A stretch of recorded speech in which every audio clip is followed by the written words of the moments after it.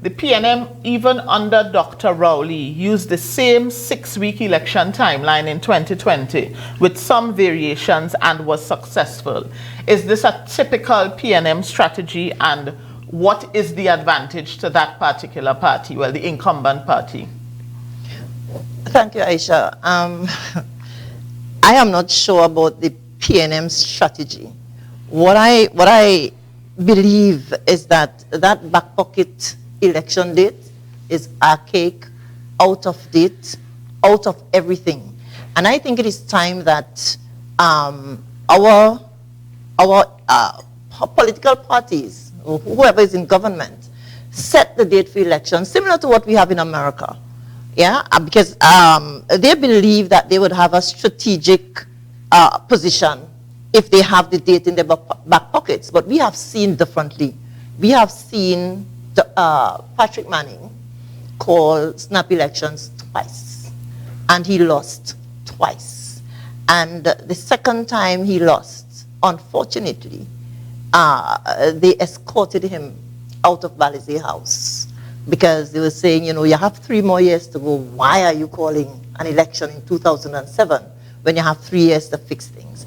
And so I believe because the incumbent party is fearful, maybe because they didn't deliver what they were supposed to deliver.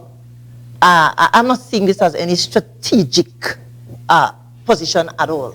Yeah. So if you work for the people, if you deliver for the people, you don't need to call a snap election. And furthermore, if we have an election date, then you are forced to deliver. I remember my mother voting for the PNM from ever since. And why did she do that? Because Dr. Eric Williams, in his wisdom, when this country came into money, like oil money and so on, or even before that, because I went to primary school in 1960, and I'm telling you. So I went to primary school and free schooling. And my mother always said, listen, I couldn't afford to send you to school because, you know, before that, you had to pay. Yes. Or, right, or get a scholarship or something like that. And so she could not afford to send us to school, and she was always saying that. So the policy that Dr. Eric Williams adopted would have affected their lives so much. And I am not seeing now with more money. We used to have more money. I don't know what the money is now. But we used to have more money after Dr. Williams. He built free hospitals. We got free medical checkups. We got health centers. We got the schools. We got all of that. And so we were able to move up the ladder, as it were, because we were able to go to high school now, and then we were able to go on to university.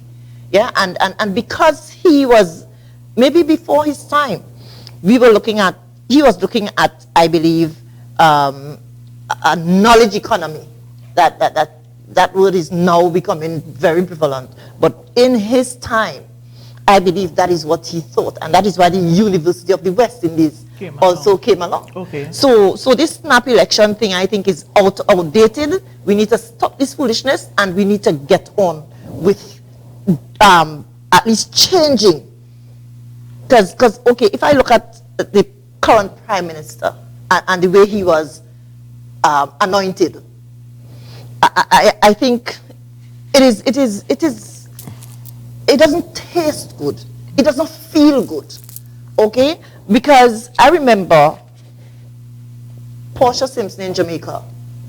I remember when P.J. Patterson was going to step down as the political leader and Prime Minister eventually. They held their caucus, and the caucus elected Portia. But P.J. Patterson stayed on until the end of his term, and then election was held, and Portia.